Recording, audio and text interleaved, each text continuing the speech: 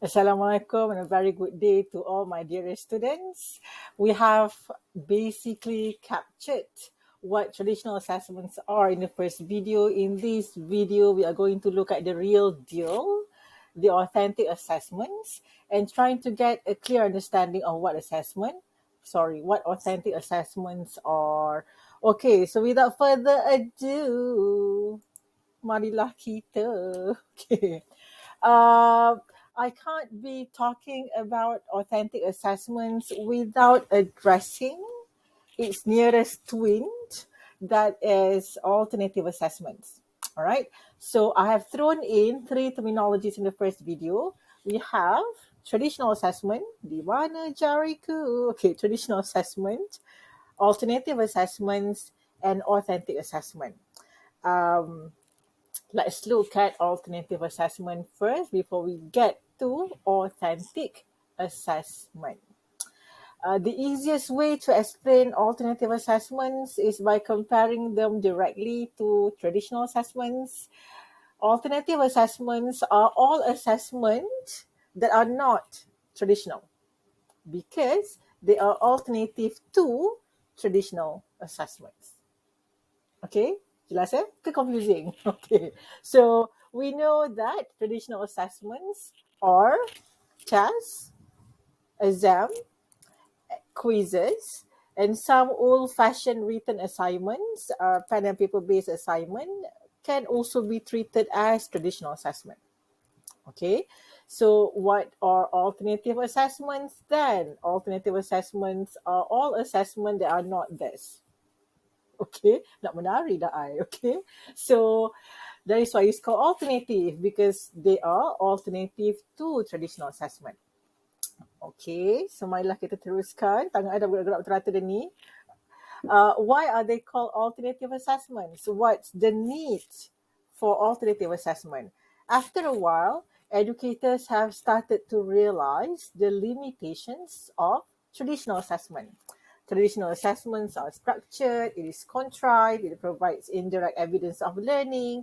And as we move forward and have all these reforms in education, 21st century education, industrial revolution dan sebagainya, learning has placed greater emphasis on value, on skills, on performance, on the ability to carry out certain tasks, on complex learning. Okay, so because of the revolutions and reforms in education, okay, hence there is a need to capture through our assessment this learning that has become more complex. But traditional assessments are not able to do that because traditional assessments are essentially pen and paper based.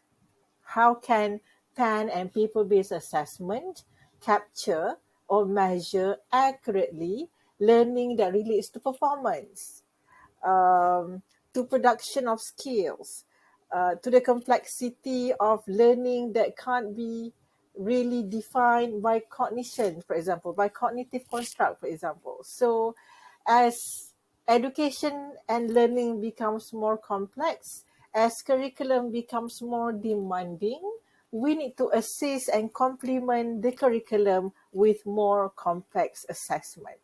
Hence, lahirlah alternative assessment. Okay, so senang sahaja, what exactly are alternative assessments? Assessments that are not traditional assessment. Oleh itu ianya alternative. Okay, alangkah bahagia kalau hidup semudah itu. Now, apa benda pula authentic assessment? Okay, alternative assessment is the bigger umbrella. Okay, so to summarize things in a ya Allah cakap dah tak betul, to summarize things in easier manner. Gitu. All assessments in the world, educational assessment in this world, can either be categorized as traditional assessment or alternative assessment. Okay, authentic assessments is one of the type under alternative assessment. Okay, so alternative assessment tu like the mothership, and underneath it ada macam-macam jenis assessment in which one of it is authentic assessment. Alright, so let me just get deeper into what authentic assessment is. Authentic assessment, just remember the word authentic. Okay, authentic means original or asli, tulen, bukan tiruan, and that's authentic. Macam authentic jeans, macam itulah.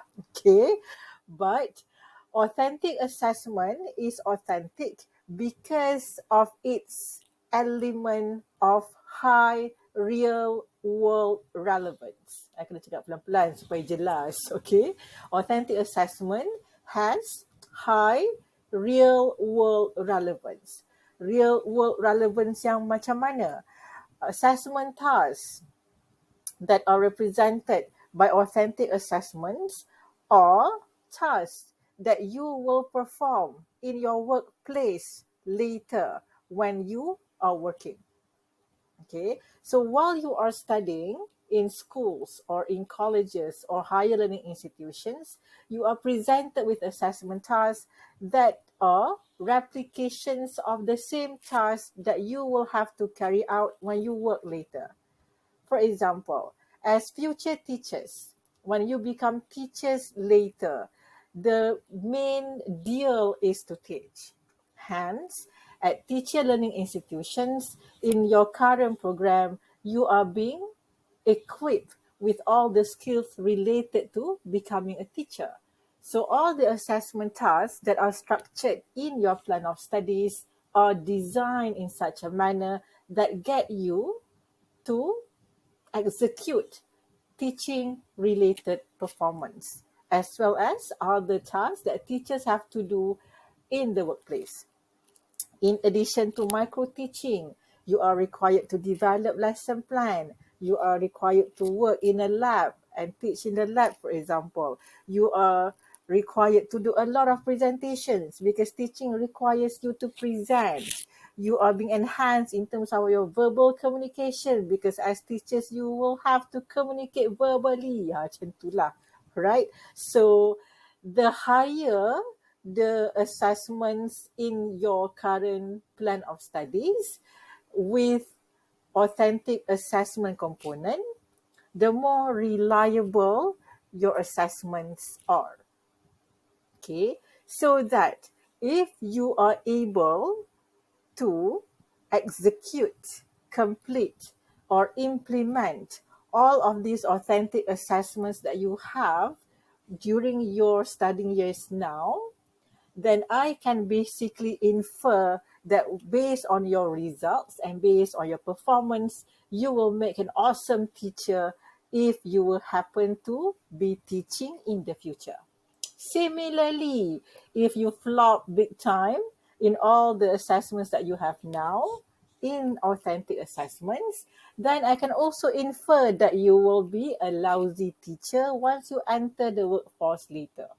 Okay, so there's predictive element to assessments that are authentic in nature. Cakap betul-betul ya. Okay, I hope I'm making myself clear. So that is what it means by real world relevance. Okay, and it is the way forward. We do want our assessments to be as authentic as possible. We don't want our assessment to be detached from what you will be required to perform when you enter your workforce. Okay, so the thing about traditional assessment is that traditional assessments are characterized by tests and examination. And interestingly, when you enter your job or when you carry out your profession, when you bekerja later, you will hardly be required to sit for a test or exam. Tak adalah macam, okay Mamat, tolong pergi jawab test sekarang sebab kejap lagi klien nak tengok markah test awak berapa. Tak ada makna jeda.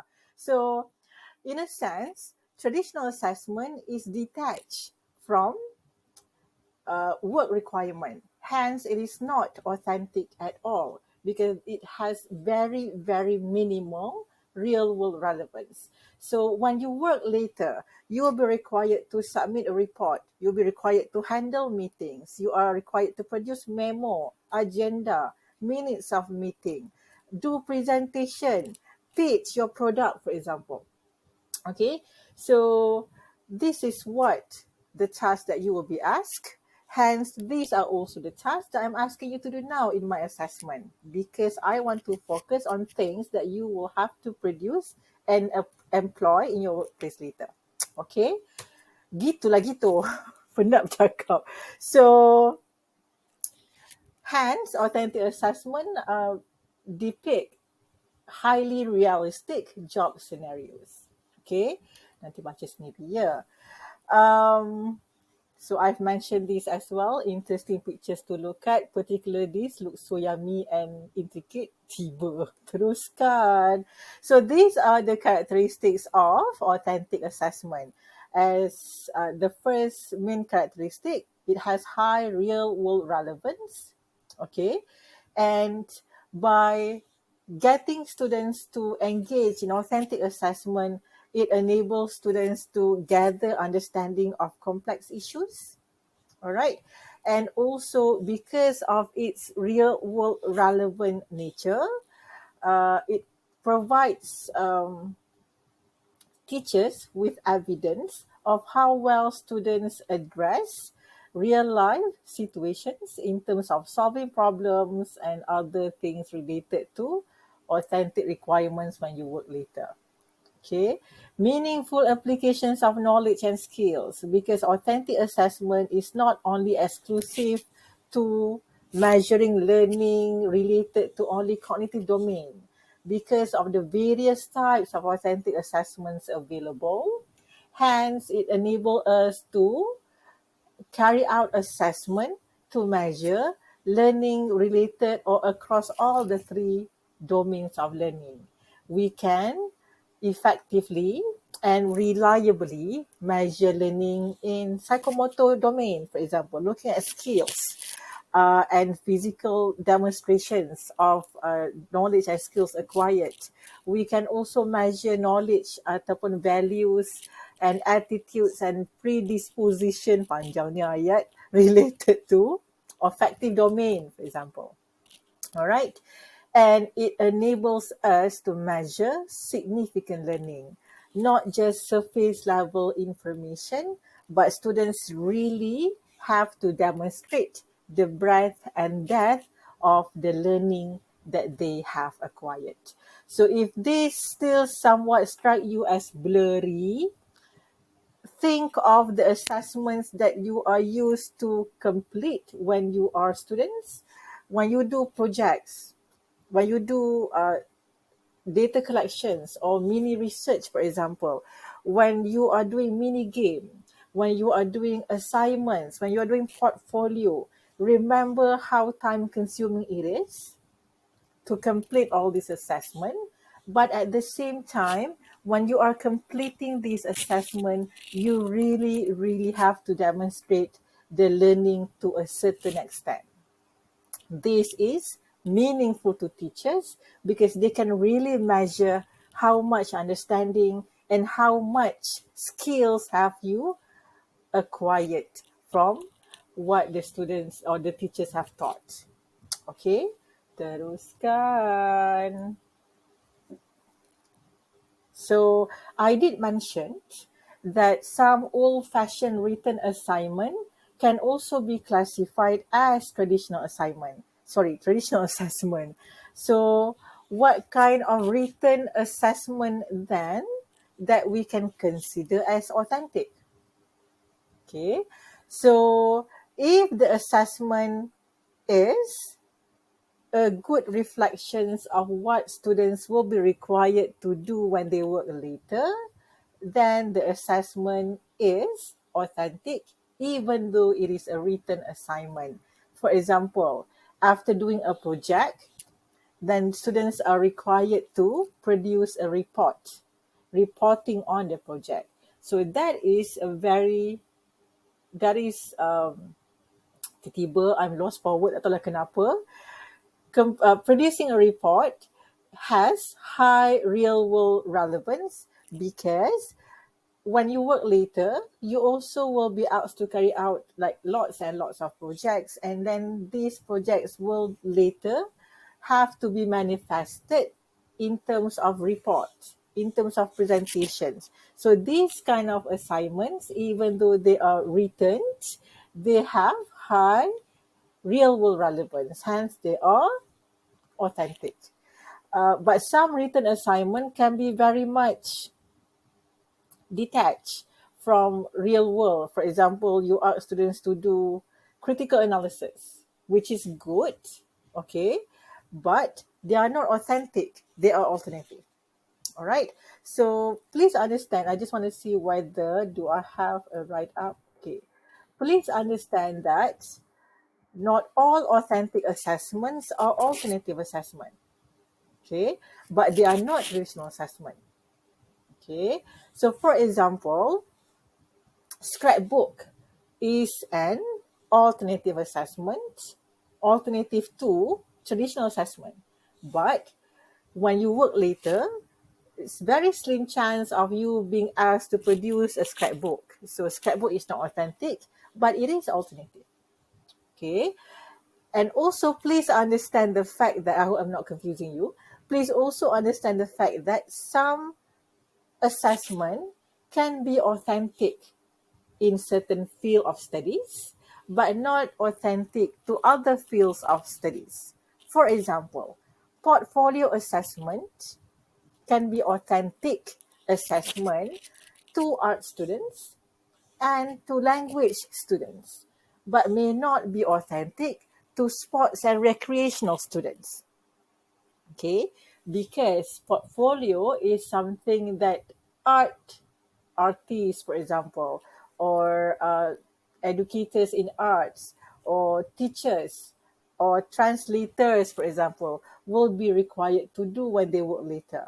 But hardly something or very minimal chance for athletes or someone in sports and recreation to be asked to do portfolio when they work, right? So it can differ between situations. Alright, teruskan. Saya harap saya tidak mengconfusekan. Okay, so we know that authentic assessment is parked under a bigger umbrella, that is alternative assessment. And within authentic assessment, we also have sub assessment types that are authentic. So authentic assessment can be represented by performance-based assessment, production-focused assessment, some written assignments, such as report, as I mentioned just now, can be authentic, projects, as well as self and peer assessment. Okay, so let's have a look briefly at what of each of these assignment or assessment really is. Okay, I'm just captivated by the image, even though I was the one who chose this image in the first place to be placed here. Okay, so performance-based assessment, as the name suggests, it is an assessment that requires students to perform something. Okay, dancing, teaching, cooking, for example. So all of these are assessments that can be categorized under performance-based assessment. However, do not limit yourself to thinking that performance-based assessment must be something that requires the performance or execution of skills, because they may not be necessarily that. They can cater or accommodate a wider realm of performance space. For example, doing a mini research is also a performance-based assessment. When you do research, you may not necessarily going out all the time to collect data. Most of the time, you'll be staring at your computer, writing down the problem statement, the research questions, doing analysis, discussing the findings, for example. But you are still executing, okay, skills related to research or scientific steps in doing research. So in a sense, it is still performance-based assessment. Conversing in foreign language, you can just converse, tiba pegang kerusi kat sebelah, you can still converse while you are sitting down without having to perform anything. But it is still a performance-based assessment because it's an execution of skill. All right. So that's one type of authentic assessment, performance-based assessment. Sangat menarik performance-based assessment.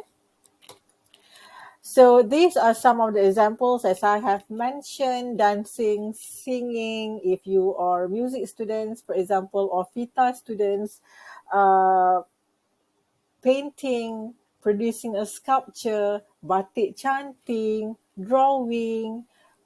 So all of these are performance-based assessment. Really, really highly authentic in nature.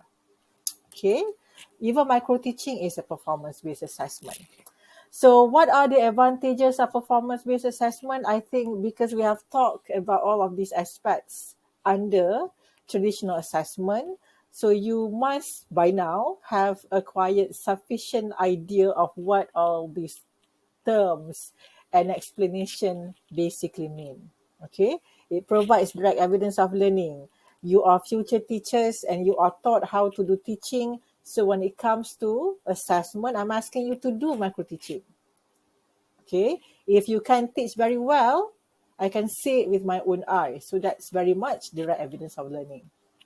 Okay, has a high real world relevance. We have gone on and on about this.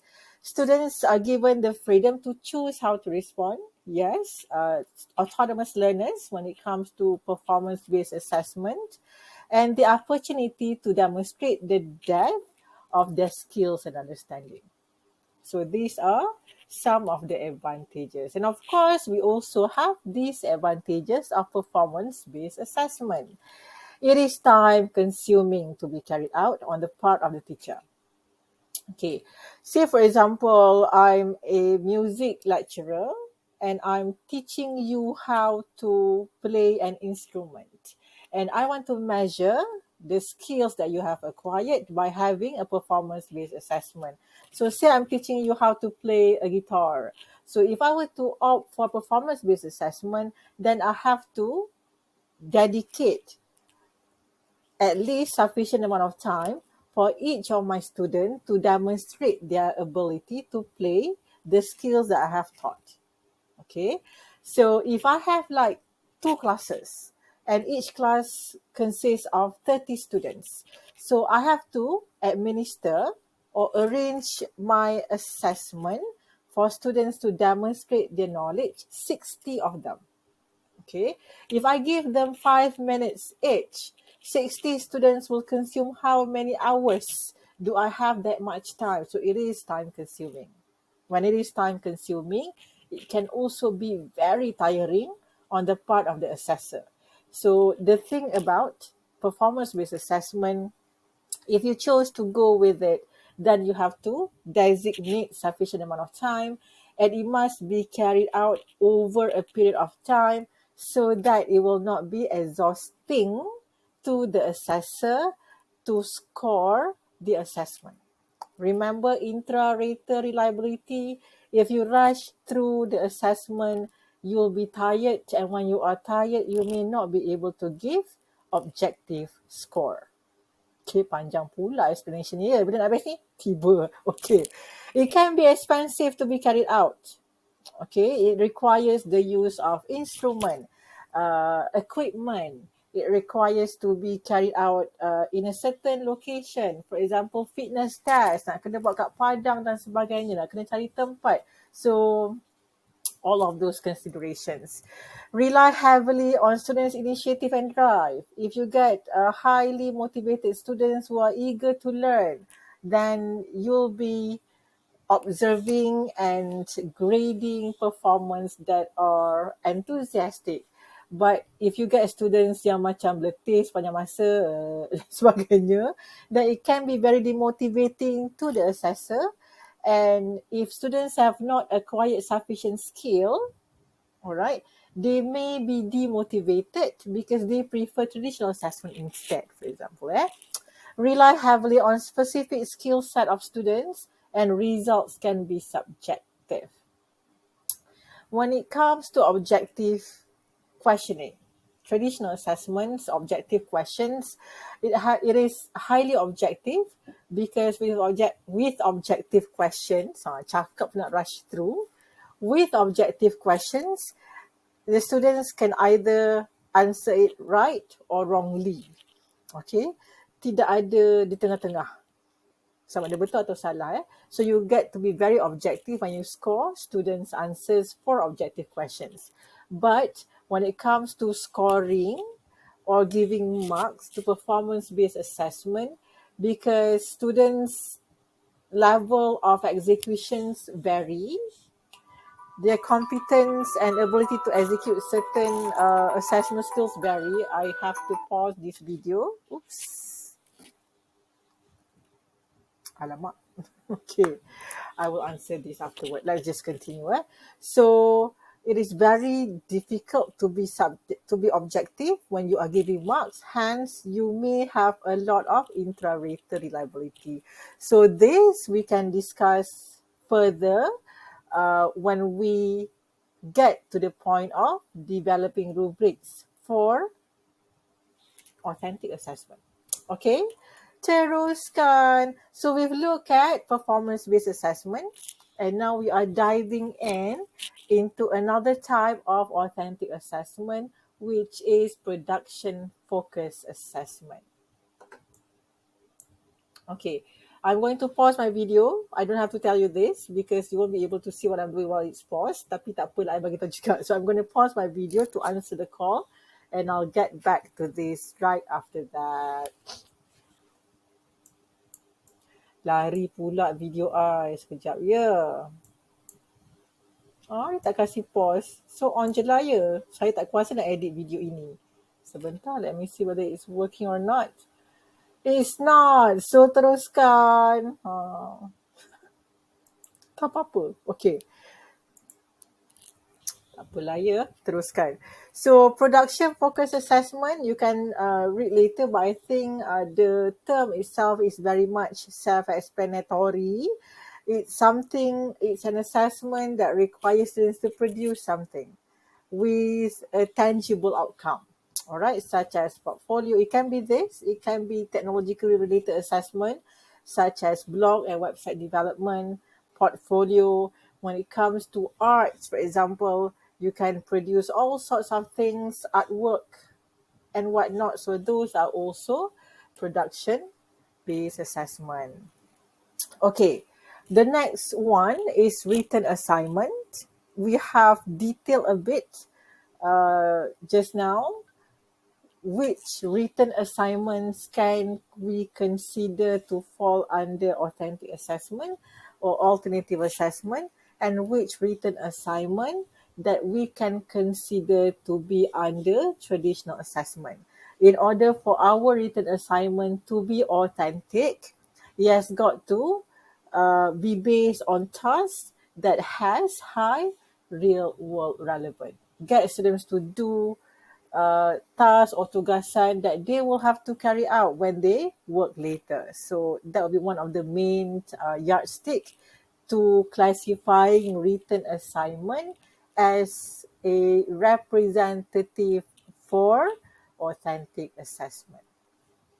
Okay, so that's about it. The reason why we are going this different type and get into a bit, well, maybe too much detail, for example, is because when you do your second assignment, you have to develop an alternative or authentic assessment task. So the task that you'll be developing could be written assignment, could be production focused, could also be performance based, for example. So it's important to know which is which so that you can develop a comprehensive and high quality task. Okay, so we've looked at all this, and that will be the end of our video. Just a quote from Mae West, which I find interesting. So following this will be Google quizzes that you have to answer. I'll provide you with the link. I'll also be providing you with the link to access this PowerPoint slides. So till then, take care, everybody. I'll see you when I see you. Take care because I care. Bye. Assalamualaikum.